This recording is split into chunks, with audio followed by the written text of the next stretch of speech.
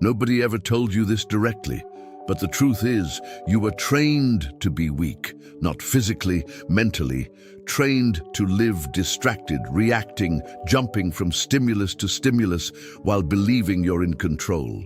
And that's exactly why 99% of people will never reach a real level of focus, because they don't even know they're being manipulated. While you try to motivate yourself, someone is silently building absolute power, using something you waste every day: attention. And here's a statement that might bother you. Focus isn't a common skill, it's a strategic weapon.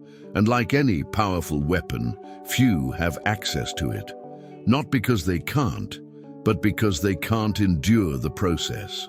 Niccolo Machiavelli already made it clear, albeit in a different context, decisions based on real human nature, and human nature, when not mastered, sabotages itself. Now think about it. How many times have you promised yourself you would focus, that this time would be different, that you would change your routine, and simply couldn't sustain it? It's not a lack of ability, it's a lack of strategy. You're trying to win a game without understanding the rules. The modern world was built to capture your attention.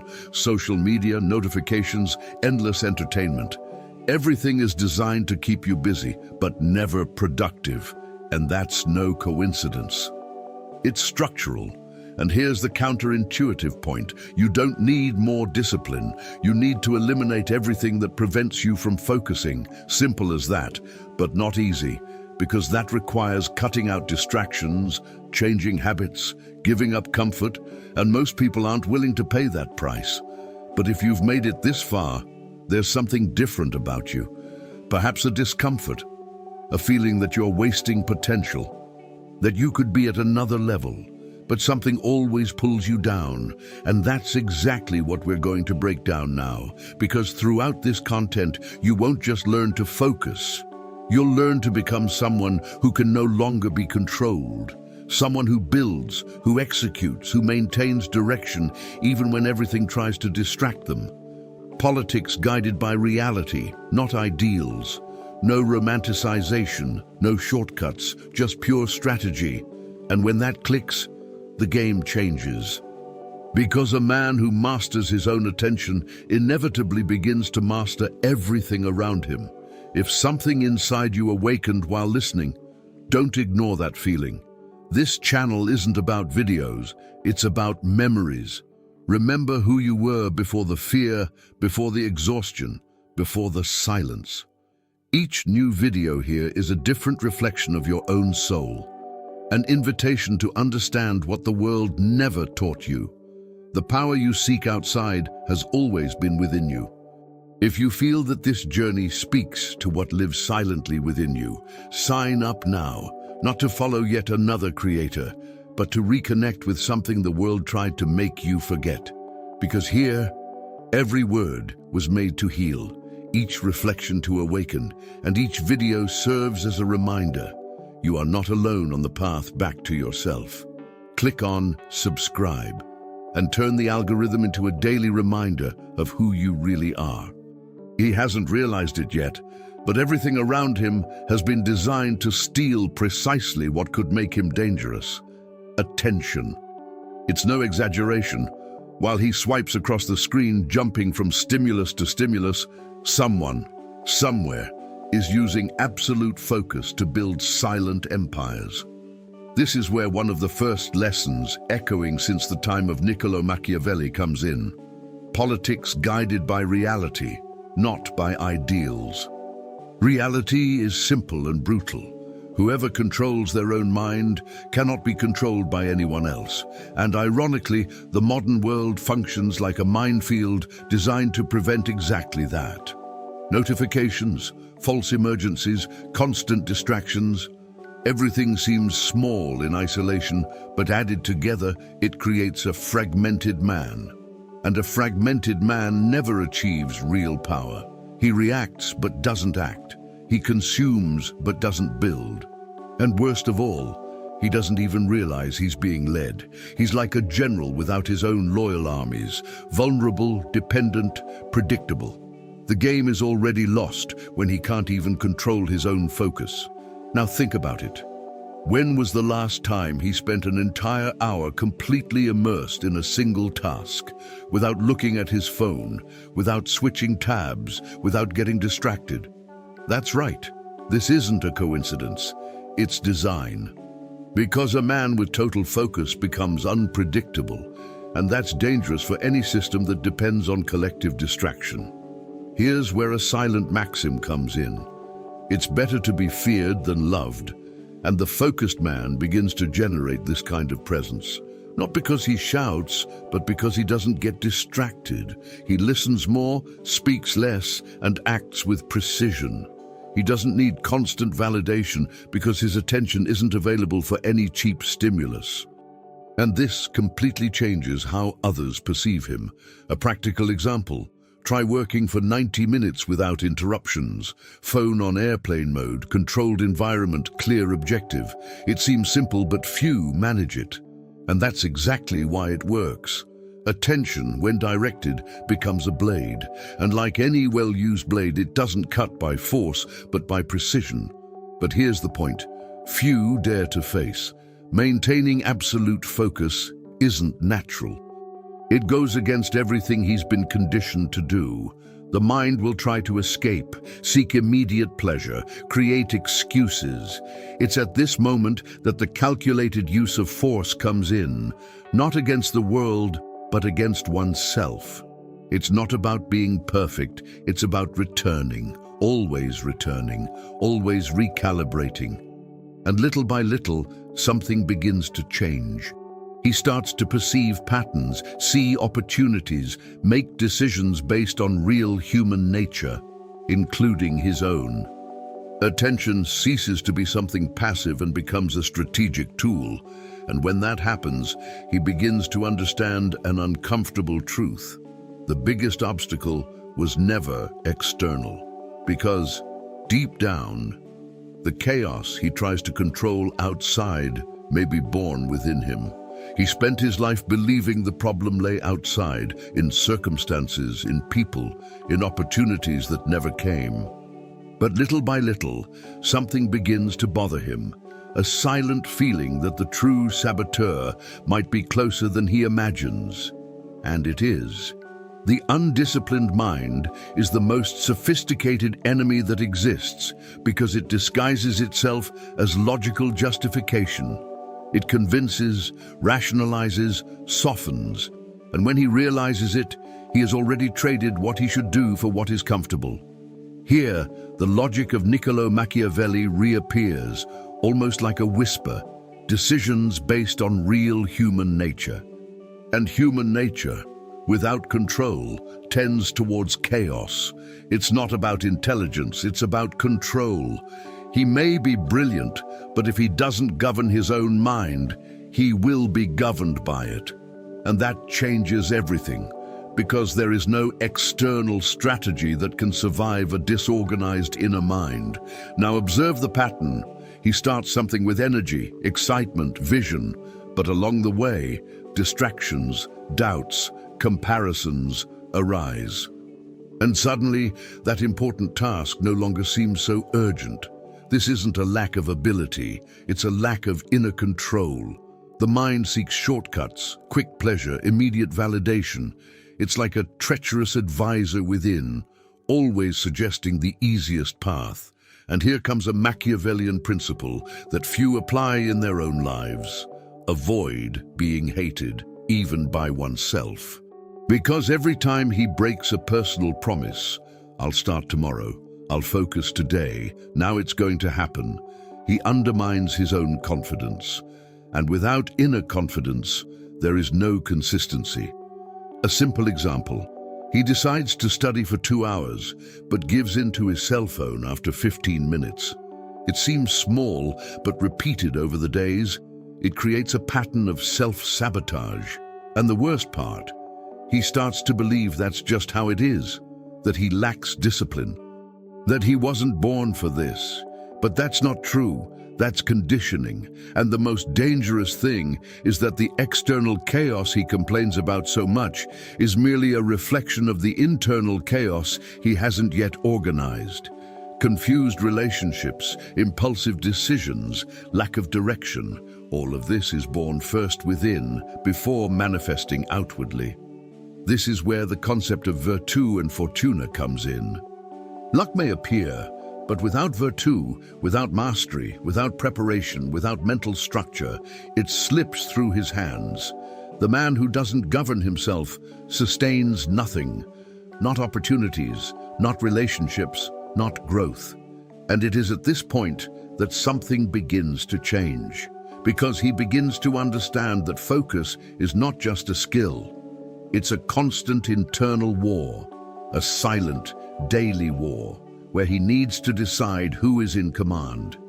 And curiously, the more he observes this internal battle, the more he begins to realize that there is a specific way to win it, not by adding more effort, but by eliminating what weakens him. He always believed he needed more discipline, more willpower, more motivation, but that was only half the story, and perhaps the most misleading part. Because the real secret to focus isn't adding, it's removing. And that completely changes the game. While most try to do more, the strategic man begins to cut. Here, Niccolo Machiavelli's logic manifests itself almost surgically. The end justifies the means. If something doesn't serve his vision, then it doesn't deserve space. Simple as that. Focus isn't about accumulating tasks, it's about protecting one's own energy as if it were a scarce resource, because it is. And the blade doesn't cut the whole body. It cuts the edge, precise, sharp, without excess. He begins to realize that it's not about working more hours, but about eliminating everything that dilutes his attention. And when that clicks, something inside him changes. He stops being busy and starts being effective. Now, notice this common behavior.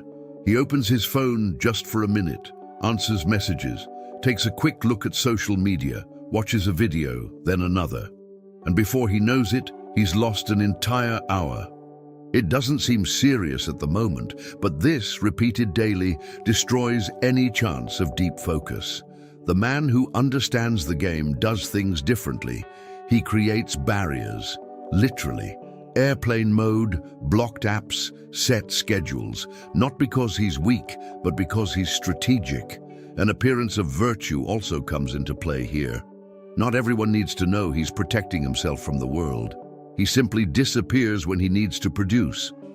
A practical example, define 2 blocks of 60 to 90 minutes a day of absolute focus with everything turned off. No exceptions. Sounds radical? Exactly, because above-average results require above-average behavior. And in this process, he begins to realize that eliminating distractions doesn't hurt as much as it seemed. In fact, it liberates. But here comes the part that few face honestly. Cutting means letting go, and letting go hurts. It means saying no to unnecessary conversations, empty content, even to people who aren't aligned with his path. And this touches something deep, the need for belonging.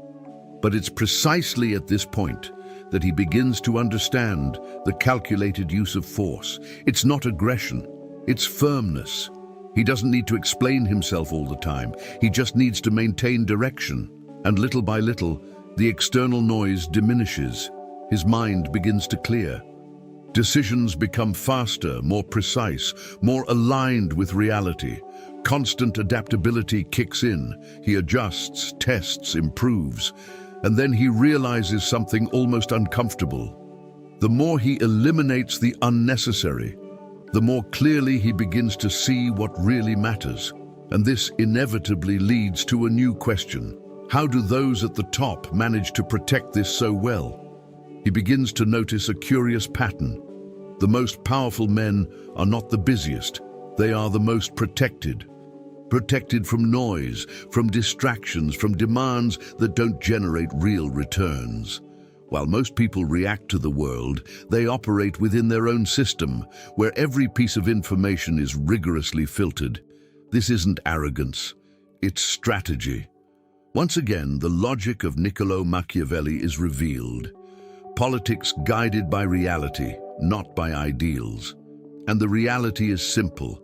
Attention is a limited asset. Those who distribute indiscriminately lose power. Those who protect accumulate. He begins to understand that saying yes to everything is, in practice, saying no to what really matters. And this changes his posture. He starts to observe before reacting, to choose before getting involved, because deep down, he realizes that not every opportunity deserves his energy, and not every person deserves his attention. Now think about the routine of an average person. They wake up and immediately grab their phone, answer messages, consume news, go on social media, react to stimuli all day long. It's a continuous flow of input, uncontrolled, unfiltered. The powerful do the opposite. They control the inputs. They decide what goes in and when.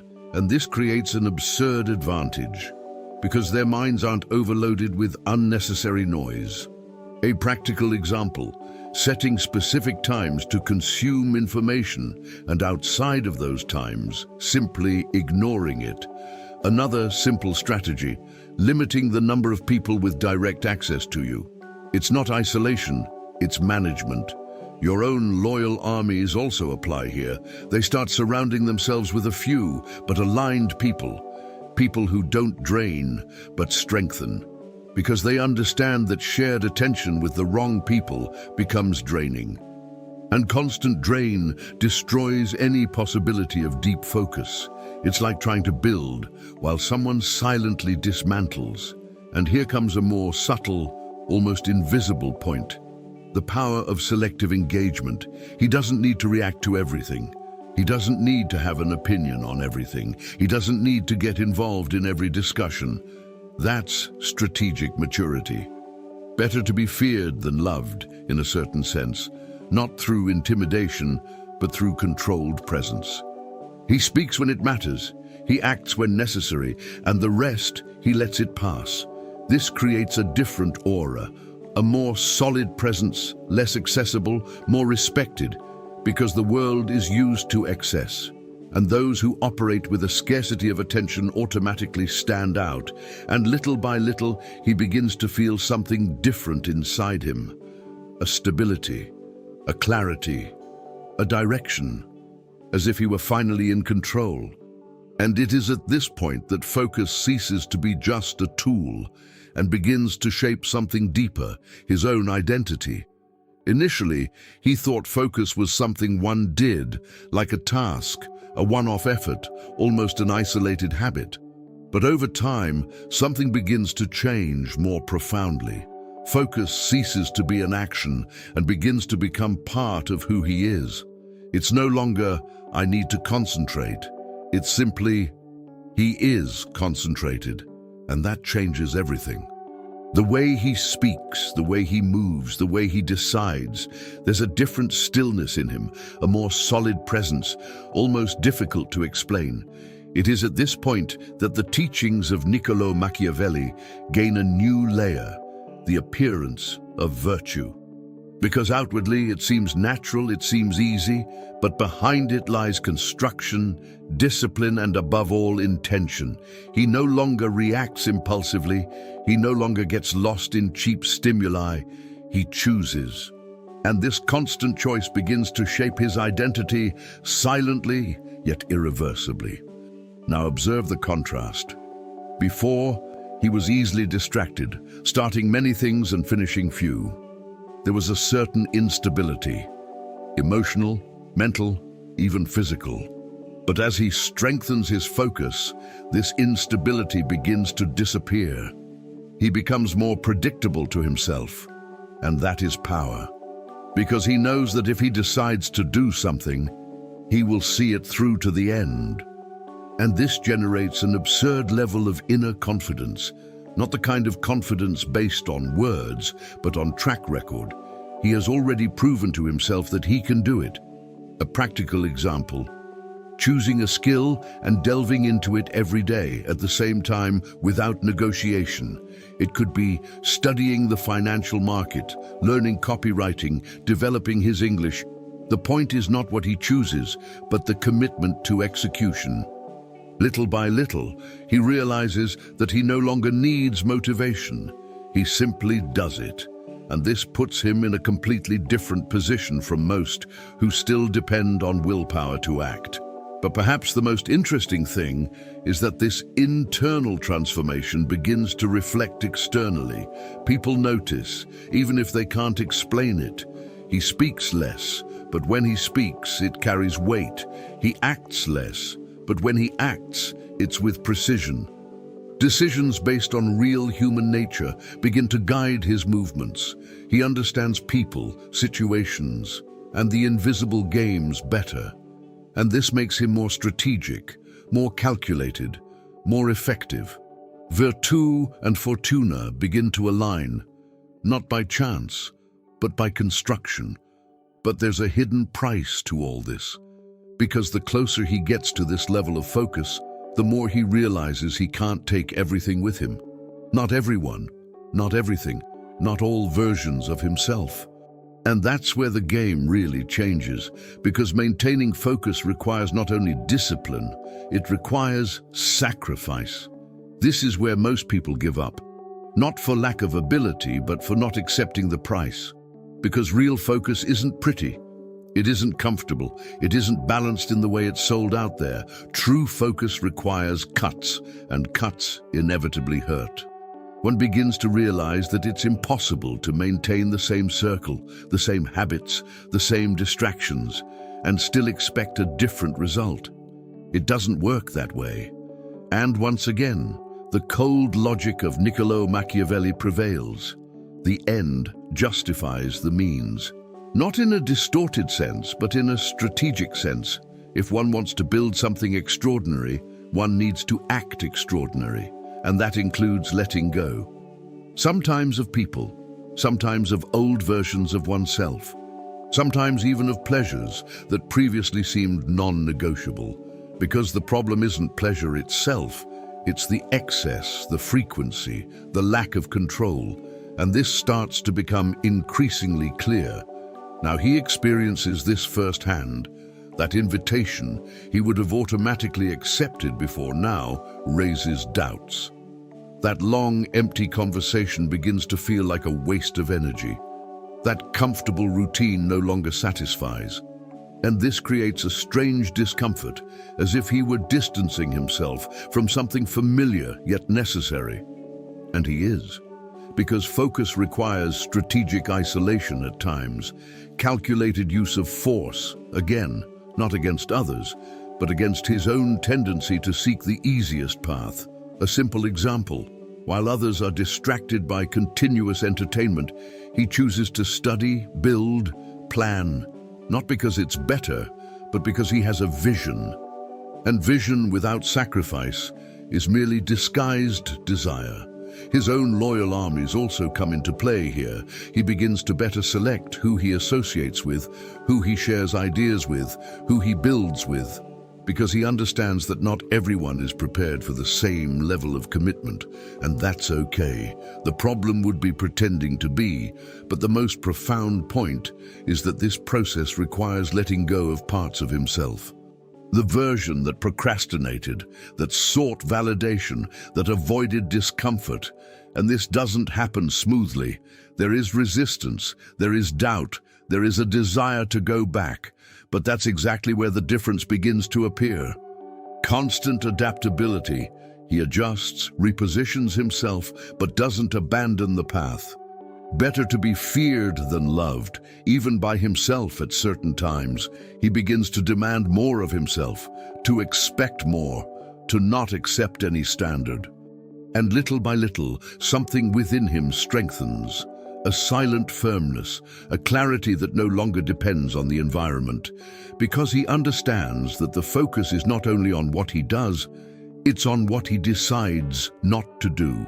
And this opens space for a new kind of battle, a less visible, more subtle battle, fought every day within his own mind. He thought that, after developing focus, everything would become easier, but it didn't. In fact, it became clearer.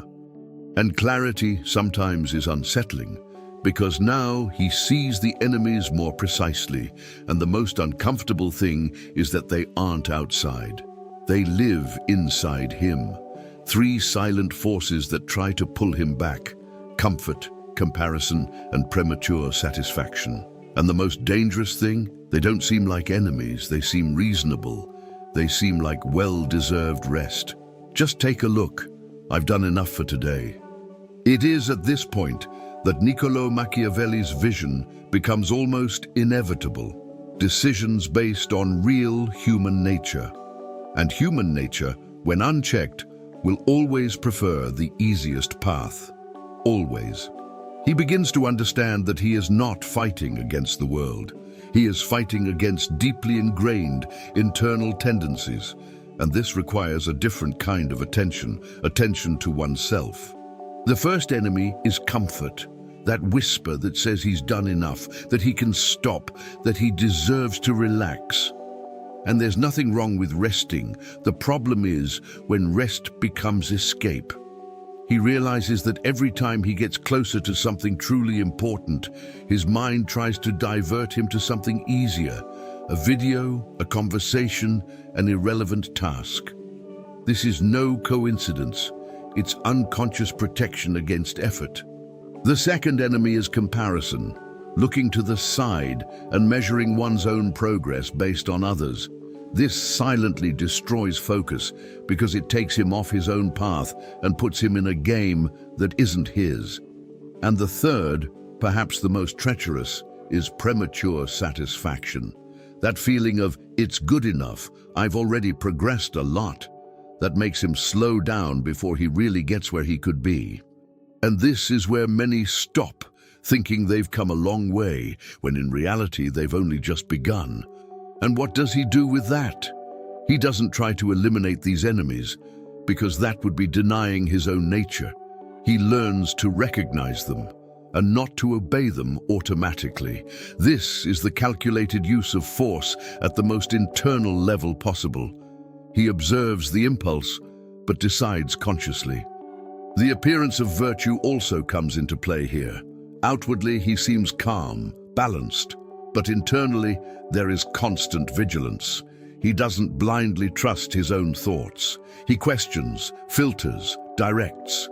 Virtù and fortuna begin to work together, not because luck has appeared, but because he is prepared for when it does.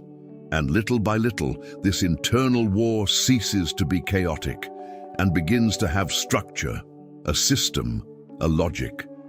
Because he begins to realize that he doesn't win this battle with motivation. He wins with organization. And this leads directly to an inevitable question: how to structure a day that sustains this level of focus without depending on willpower all the time. Now he begins to understand something that completely changes the game. Focus isn't emotion, it's structure. It doesn't depend on willpower, it depends on a system. Because relying on motivation is like building on sand, unstable, unpredictable, inconsistent. Structure, on the other hand, sustains even on bad days. And this is where he begins to act with the strategic coldness that Niccolò Machiavelli so valued. Politics guided by reality, not by ideals. The reality is that he won't wake up motivated every day. But he can wake up every day with a clear plan, and that changes everything.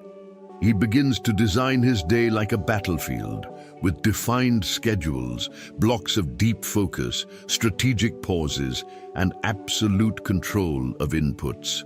Nothing is left to chance, because chance is the enemy of consistency. And consistency, in the long run, beats any burst of motivation. Now observe how this translates into practice. He doesn't start the day looking at his cell phone. He starts with intention.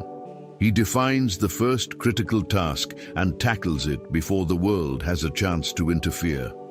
Blocks of 60 to 90 minutes of total focus, no interruptions, no distractions, no negotiations. Then short, conscious breaks to recover energy, and then he returns. This cycle repeats throughout the day.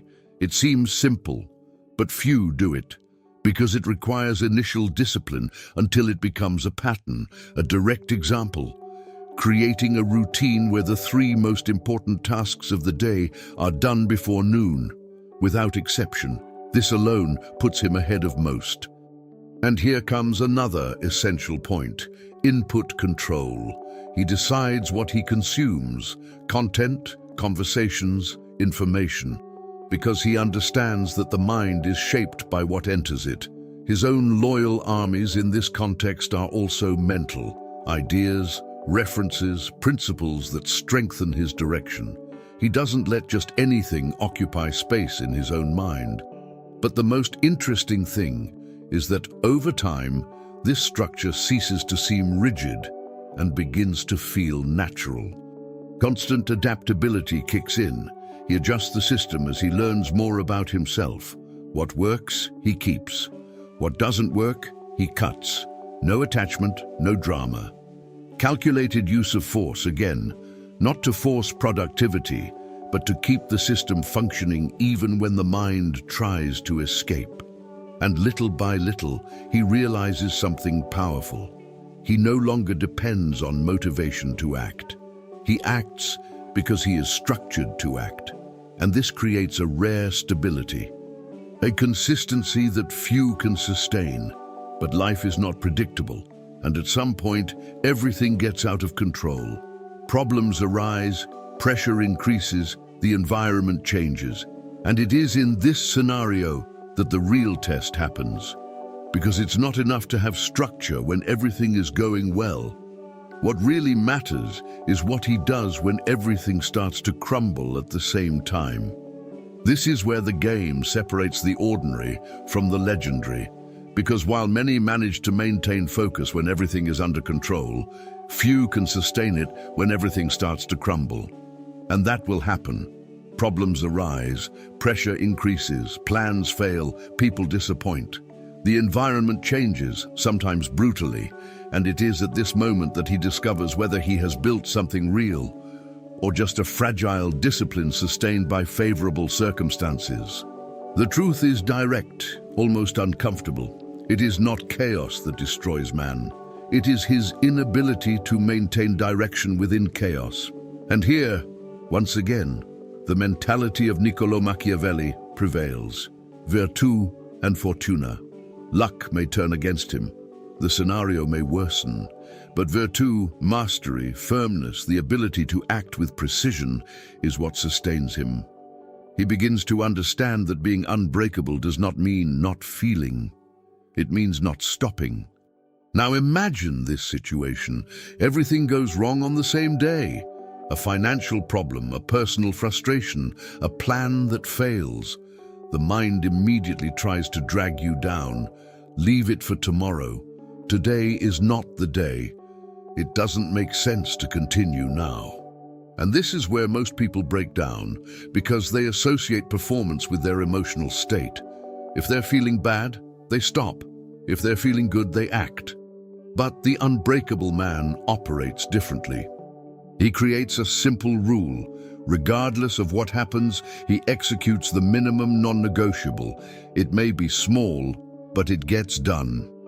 A practical example, if he studies every day, even on the worst possible day, he studies for at least 20 minutes. Without exception. If he trains, he does at least a reduced workout. If he works on something important, he advances, even if it's just 1%. This keeps his identity intact. And identity, at this level, is more important than intensity. Because he understands that breaking the pattern once opens the door to breaking it again and again, until he loses everything. And it is at this point that he incorporates something almost invisible, yet extremely powerful. The calculated use of force under pressure. He doesn't panic, doesn't react impulsively, doesn't lose himself emotionally. He breathes, observes, and executes what needs to be done. Better to be feared than loved, even by his own emotions. He doesn't let them dominate him. Decisions based on real human nature begin to guide his movements. He understands that he will feel doubt, fear, the urge to stop. But this doesn't define his actions. He acts despite it, and little by little, something solidifies within him. A firmness that no longer depends on the environment, a constancy that doesn't fluctuate with mood. He becomes predictable in what truly matters, his execution. And this creates a rare kind of confidence. Because now he knows, no matter the scenario, he won't break. And when he reaches this point, something changes definitively. He is no longer the same man who began this journey. At some point, almost without realizing it, he crosses an invisible line. And when he looks back, he realizes he is no longer the same. It wasn't a specific event, nor a grand moment. It was construction. It was repetition. It was a daily decision. And now everything about him reflects that. The way he thinks, how he acts, how he reacts. There is a silent firmness, a presence that doesn't need to prove itself. He no longer gets lost in distractions. He doesn't let himself be carried away by momentary impulses. He chooses. And this constant choice has shaped something profound, his identity. Here, the philosophy of Niccolo Machiavelli closes in a complete cycle. Politics guided by reality, not by ideals. He no longer lives by intentions. He lives by execution. He doesn't promise, he delivers. He doesn't wait, he builds. And this places him on a level that most don't even understand. Now observe how this impacts everything around him. Opportunities begin to appear differently. People start to see him with more respect. Situations that once shook him now seem small, not because the world has changed, but because he has changed.